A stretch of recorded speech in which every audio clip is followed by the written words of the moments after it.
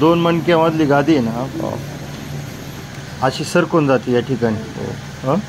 या ठिकाणी सरकली तर ही काय करते, या नसेवरती दाब देते. अच्छा. बरोबर. नसेवर दाब दिली तर मग इकडं जो जाणारा प्रवाह आहे म्हणजे तर मग या ठिकाणी ठणक चालू होतो आणि त्याला मुंग्या येणं, ताकद कमी होणं, काही काहींची पायाची पंजेची हालचाल कमी होती, अशा प्रकार घडतात. तर ही इथून किंवा इथून मग हे टाचेपर्यंत कळ जाते असती. ही डिस्क सरकती आणि नसेवरती दाब देते. आता आपण काय करतो, डॉक्टर लोक काय करतात, याला इथं कापून टाकतात, कापून टाकून आणि मग ही नस मोकळी करून देतात. बरोबर. तर आता आपण काय करतो,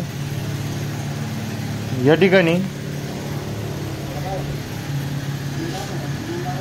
या ठिकाणचं असं समजा डॉक्टर हे कट करून याला स्क्रू टाकायचे आणि याला प्लेट टाकतात. अशी समजा अशी प्लेट टाकतात किंवा रॉड टाकतात.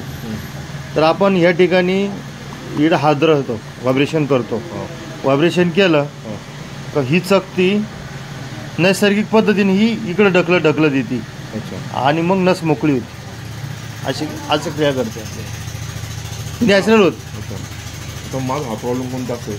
तुमचा प्रॉब्लेम जो होता आता हा L4 L5चा होता, हा इडला होता आणि आता ह्या ठिकाणचं एक हड्डीचा हे घटना घडती. इथलं ऑपरेशन करता येत नाही डॉक्टर लोकांना. याच्यातलं ऑपरेशन करू शकते पण इथलं करता येत नाही. इथं साव करतात.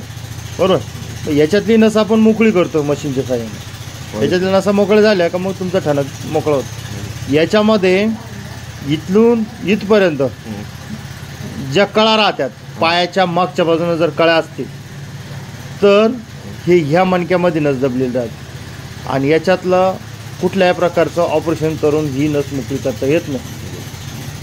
पायाच्या पुढल्या बाजूने जर असतील कळा तर ह्या भागातल्या ज्या राहतात ना, तर ह्या भागातल्या पायाच्या पुढल्या बाजूच्या कळा ह्या ऑपरेशननं निघू शकतात.